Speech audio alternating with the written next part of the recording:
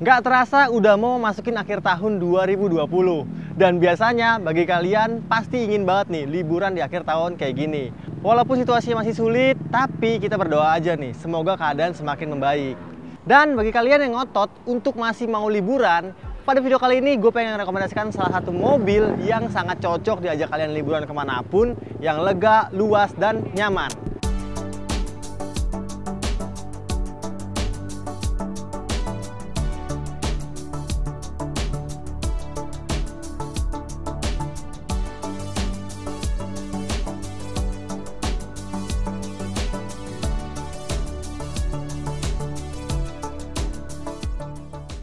Ini dia Mazda Biante. Pada saat diluncurkan di tahun 2012, mobil ini sangat menyita perhatian. Karena pada saat itu, mobil ini masuk langsung melawan Nissan Serena yang sudah diperkenalkan dari tahun 2008 lalu. Kemudian, mobil ini adalah mobil yang diimpor utuh dari Jepang dan mengalami facelift di tahun 2013.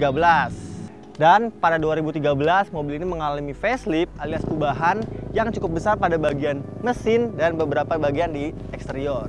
Dan kebetulan mobil yang di samping gue adalah mobil Mazda Biante yang sudah facelift. Di bagian eksteriornya, tampilan facelift ini terlihat pada bagian grillnya.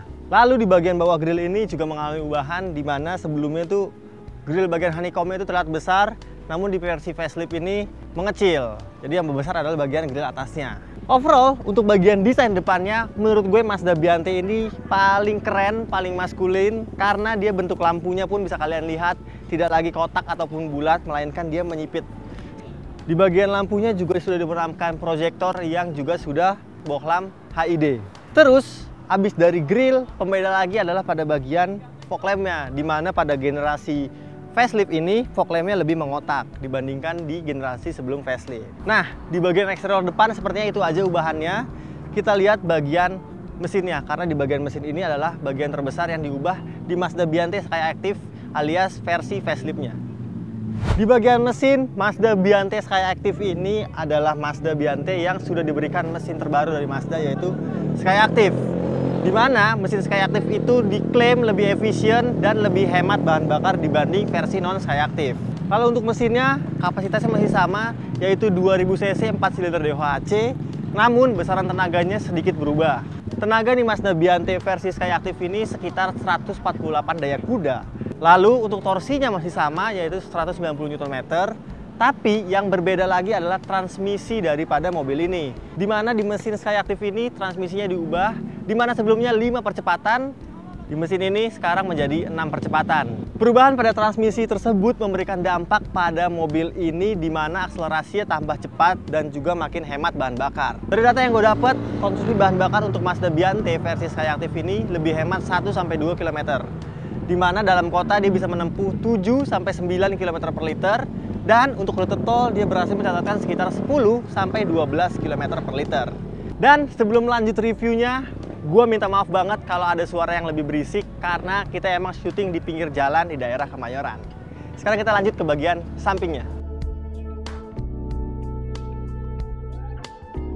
Untuk di bagian samping sini, kalian lihat sendiri bahwa desain dari Mazda Biante ini cenderung lebih bulat-bulat, lebih lonjong daripada para rivalnya seperti Nissan Teana, Toyota Foxy, ataupun Mitsubishi Delica sekalipun. Kalian lihat nih, beberapa detail yang membuat Biante ini tampak lebih keren adalah pada bagian lampunya, di mana di bagian fender kanan sini ini merupakan kaca. Jadi seakan kacanya itu menyambung sampai ke bagian lampu. Lalu mumpung di samping, kalian bisa lihat namanya MPV Boxy, tentunya dia mempunyai kaca yang sangat lebar-lebar sampai bagian belakang. Lalu Mazda Biante ini juga sudah mempunyai pintu power sliding door. Dan untuk ground clearance-nya pada mobil MPV Boxy medium seperti ini, Mazda Biante mencatatkan ground clearance sekitar 150 mm. Dan itu ground clearance yang cukup tinggi lah ya. Lalu untuk bagian velg dan ban, mobil ini sudah dilengkapi dengan velg ukuran 16 inci yang dibalut ban ukuran 205/50. Dan di bagian pengeremannya, ini yang merupakan kelebihan daripada Mazda Biante ini, di mana fitur ABS, EBD, brake assist semuanya lengkap diberikan, beserta fitur traction control, stability control, dan juga ada hill start assist-nya. Jadi mobil ini sangat mumpuni sekali di bagian fitur keamanannya. Oke, seperti itu aja di bagian samping sini. Gimana menurut kalian? Apakah desainnya paling cantik? Menurut gue mobil ini paling cantik desainnya. Sekarang kita lihat bagian belakangnya. Untuk bagian belakangnya masih senada banget dari bagian depan, samping, sampai ke belakang sini. Desainnya tuh nggak terlalu kotak ya kalau bisa dilihat nih. Cenderung lebih melonjong gitu. Dan ini yang gue suka desain belakangnya daripada Mazda Biante ini. Apalagi Mazda Biante ini juga terlihat sedikit modern karena lampu stop lampnya dan lampu remnya sudah menggunakan lampu LED walaupun masih LED titik-titik. Dan untuk lampu sen dan lampu mundurnya tentunya masih bohlam halogen biasa. Lalu di bagian sini yang sama seperti bagian lampu depannya, di mana untuk logo Mazda serta tulisan Biante-nya ditutupi dengan cover. Jadi ini akan sangat sulit termasukkan debu-debu. Lalu kalian lihat lagi di bagian belakang sini, kacanya sudah ada defoggernya, sudah ada wiper belakangnya, sudah ada washernya juga, dan juga ada high mount stop lamp yang sudah LED di bagian atas sini. Dan untuk versi facelift-nya, Mazda Biante Skyactiv ini sudah dilengkapi juga dengan kamera mundur, namun belum dilengkapi dengan sensor parkir. Sekarang kita intip bagian bagasinya.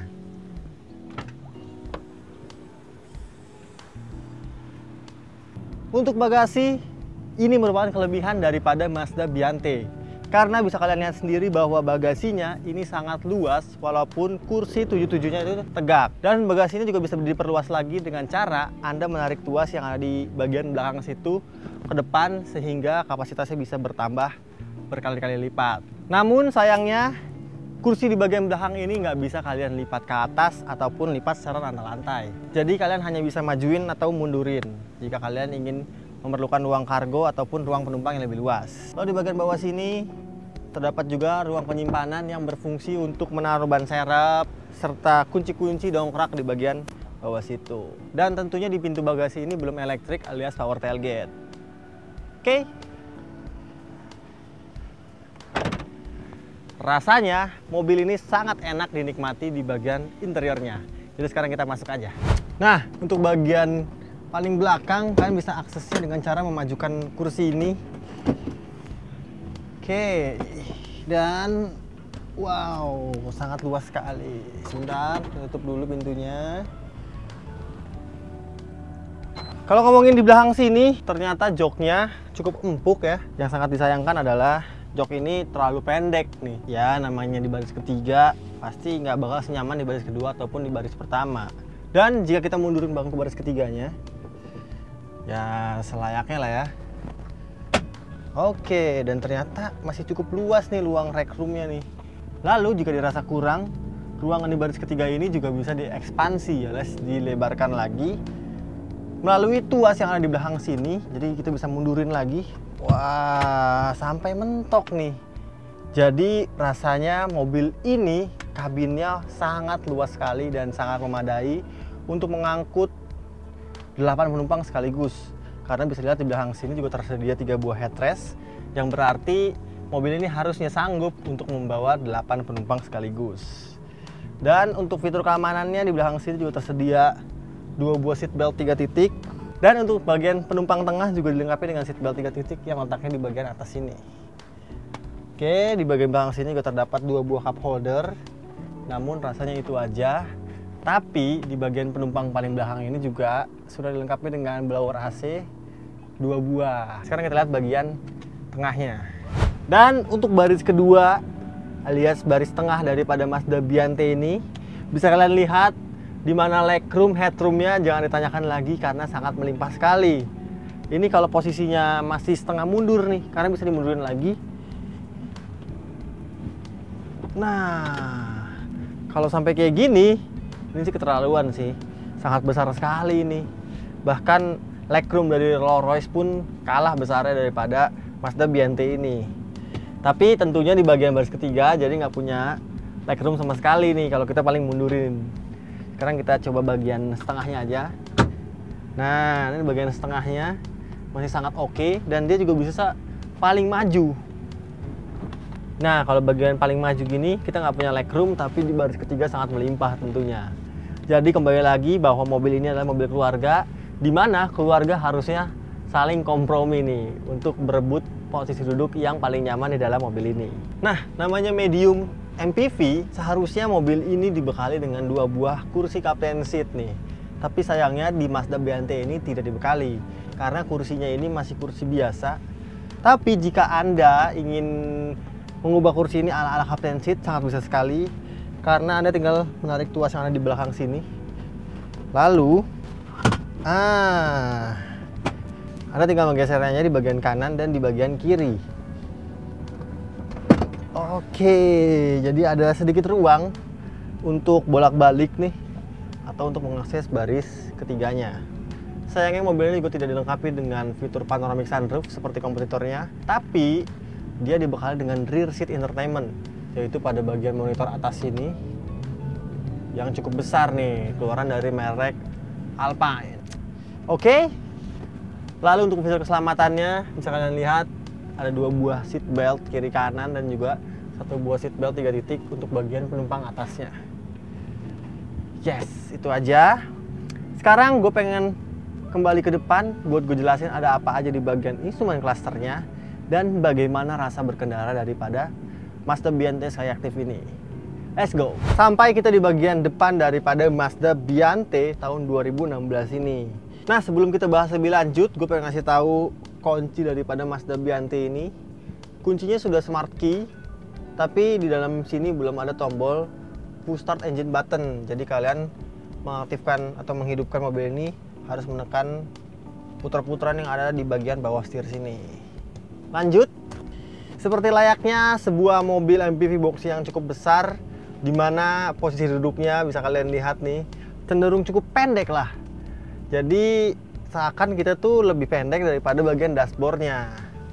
Dan kalau lihat bagian layout dashboardnya dibuat bertingkat, jadi seakan mobil ini sangat modern sekali.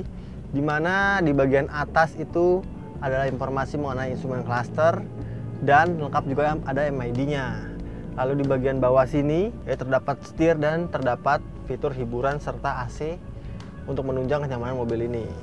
Kalau ngomongin bagian instrumen cluster, mobil ini sangat unik. Kenapa? Karena di bagian speedometernya, di bagian tachometer, di bagian fuel meter ataupun penunjuk suhu sudah dilengkapi dengan lampu iluminasi warnanya merah, biru, sama ungu nih. Dan kita beralih ke bagian multi information display alias MID. MID cukup lengkap, dimana kalian bisa ngaturnya di bagian tombol-tombol yang di bagian atas sini. Beberapa informasi seperti konsumsi bahan bakar rata-rata, jarak sisa bensin, terus kecepatan rata-rata, terus konsumsi bahan bakar secara real time, dan odometer bisa diakses lewat MID yang ada di bagian kiri daripada speedometernya. Dan di MID itu juga terdapat penunjuk suhu serta kecepatan blower AC dan juga ada fitur jamnya. Untuk setirnya sendiri, kalian lihat nih setirnya Mazda tahun-tahun 2012 nih. Tapi setirnya sudah bisa diatur dengan teleskopik dan tilt. Wah. Jadi sangat bisa menyesuaikan postur berkendara ideal Anda. Demikian juga dengan pengaturan kursinya, di mana pengaturan kursi ini sayangnya belum elektrik. Jadi lagi-lagi sangat bisa menyesuaikan tinggi atau postur badan kalian masing-masing. Lalu untuk bagian kualitas kabin, materialnya sayangnya mobil ini yang harga barunya sekitar 400 sampai 450 jutaan belum dilengkapi dengan material kabin yang cukup mewah lah. Karena seluruhnya ini dilapisi oleh material kabin plastik yang terlihat cukup bagus sih plastiknya. Nah, sebagai pembeda lagi daripada Mazda Biante non Skyactiv dan Skyactiv, di Mazda Biante Skyactiv ini sudah dilengkapi juga dengan fitur pedal shift nih. Nah, pedal shiftnya tapi cukup unik. Total ada 4 buah tombol, di mana yang kiri terdapat menu untuk menaikkan gigi dan menurunkan gigi, dan yang kanan juga menaikkan gigi dan menurunkan gigi. Jadi fiturnya sangat mubazir sekali nih, pedal shiftnya ada 4 gitu. Lalu di bagian kiri sini terdapat juga pengaturan untuk layar entertainmentnya, dan di kanan sini polos aja karena mobil ini belum dilengkapi dengan fitur cruise control. Oh iya, sebagai Mazda Biante Skyactiv, mobil ini juga dilengkapi dengan fitur Skyactiv yang cukup modern nih, yaitu fitur iStop. Dimana ketika Anda mengaktifkan fitur iStop itu, ketika Anda berhenti dalam keadaan lampu merah, mobil ini akan mematikan mesinnya secara otomatis. Itu yang membuat Mazda Biante ini kian irit karena dia tidak membuang energi secara percuma. Lalu di bagian transmisi khas mobil MPV boxy, transmisinya di bagian tengah sini. Dan untuk AC-nya dia sudah digital climate control yang juga ada fitur Nano E-nya. Jadi bisa dipastikan bahwa udara daripada Mazda Biante ini lebih sehat harusnya daripada udara di luar. Hal pertama yang gue rasain adalah bandingan suspensi dari si Mazda Biante Skyactiv ini. Untuk sebuah ukuran medium MPV, bantingannya cukup lembut, tapi di Mazda Biante ini terasa lumayan agak keras nih. Dan bandingan suspensi yang cenderung agak keras ini berpengaruh pada rigiditas mobil ini. Ya, walaupun namanya mobil medium SUV yang gede, yang bongsor, kalian nggak bisa berharap handlingnya akan seperti layaknya mobil-mobil sedan nih, karena sangat limbung. Tapi overall masih sangat enak sekali, setirnya terasa enteng dan juga direct. Lalu yang sangat bagus dalam Mazda Biante ini adalah pada redaman kabinnya. Suara dari luar, suara dari ban, suara dari mesin sangat tidak terasa di dalam kabin Mazda Biante ini. Jadi sangat nyaman nih. Dan terakhir, bagaimana impresi dari mesin 2000 cc dengan tenaga 145 daya kudanya? Kita pencet aja gasnya langsung. Ya.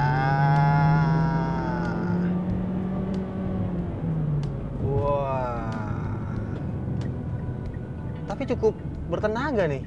Overall, rasa berkendaranya Mazda Biante ini patut diacungi jempol, karena menurut gue rasa berkendaranya ini lebih enak dibanding para kompetitornya. Menurut gue mobil ini sangat cocok untuk kalian yang sedang mencari mobil keluarga yang nyaman, lega, serta dengan tampilan yang sangat keren ini. Dan sebelum Anda membeli mobil ini, kalian harus tahu dulu harga pajak per tahunnya. Untuk DKI Jakarta sekitar 6 jutaan rupiah. Dan kalau kalian tertarik untuk membeli mobil Mazda Biante di marketplace online dihargai sekitar 180 sampai 200 jutaan. Namun jika kalian tertarik dengan mobil ini bisa kalian beli di Kings Gallery dengan harga 169 jutaan aja nih guys. Yang nanti alamat dan nomor telepon lengkapnya gue sertain di kolom deskripsi di bawah. Jadi gimana menurut kalian Mazda Biante Skyactiv ini? Apakah sudah cocok di kantong kalian masing-masing? Coba sampaikan di kolom komentar di bawah. Terima kasih banyak untuk kalian yang udah nonton video ini sampai habis. Dan terima kasih juga untuk Kings Gallery yang sudah membolehkan gua untuk mereview mobilnya.